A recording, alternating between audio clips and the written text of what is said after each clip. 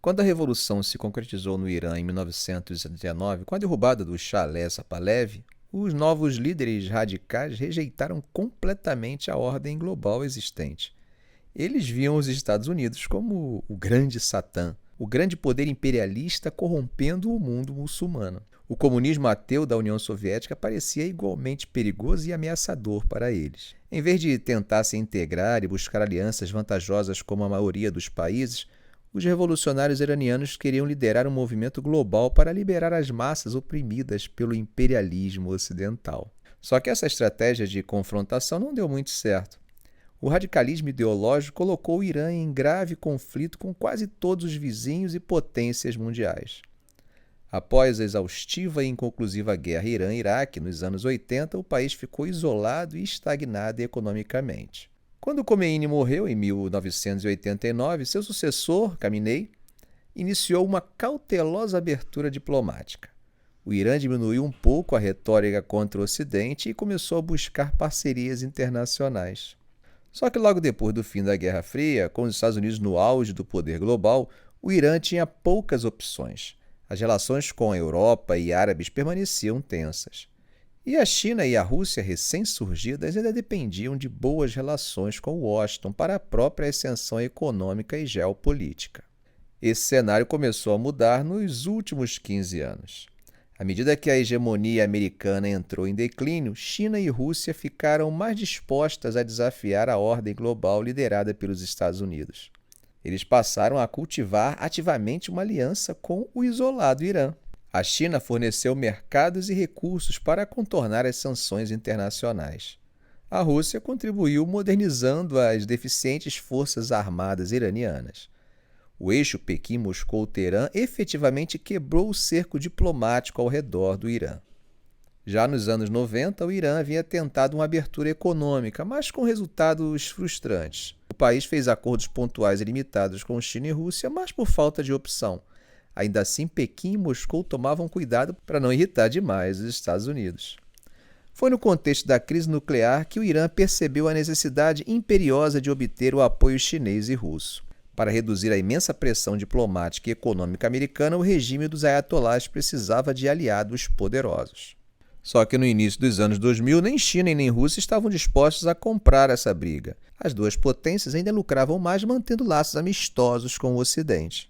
A posição russa e chinesa mudou de forma decisiva após 2011. Primeiro, a sangrenta insurgência no Iraque minou muito o poder americano na região. Depois, a onda de revoltas da Primavera Árabe ofereceu ao Irã a chance de expandir sua influência sobre países em crises como Síria e Iraque. O acordo nuclear de 2015 acabou sendo um ponto de virada. Os termos foram muito favoráveis ao regime iraniano, preenchendo seus cofres e legitimando o programa nuclear. O Ocidente esperava que o maior intercâmbio moderasse os ayatolás, mas isso não aconteceu. Nos últimos anos, o rápido crescimento chinês criou uma nova ordem mundial com uma esfera sino-centrada de influência econômica e geopolítica. O Irã, com sua posição geoestratégica no Oriente Médio, tornou-se peça importante nesse projeto chinês. Grandes acordos dão controle parcial da economia iraniana para os chineses. Essa ajuda prática da China torna totalmente impossível qualquer cenário de o Irã ceder seu programa nuclear pelas pressões ocidentais. Simultaneamente, a Rússia trabalhou para ampliar os laços econômicos e militares com o país. Isso se tornou ainda mais vital desde que as sanções pela guerra na Ucrânia isolaram Moscou de muitos parceiros tradicionais. Em troca do firme apoio iraniano na crise ucraniana, a Rússia proverá armas e investimentos cruciais. Porém, o custo dessa aliança é o esgotamento dos arsenais e o risco de inimizade com potências europeias.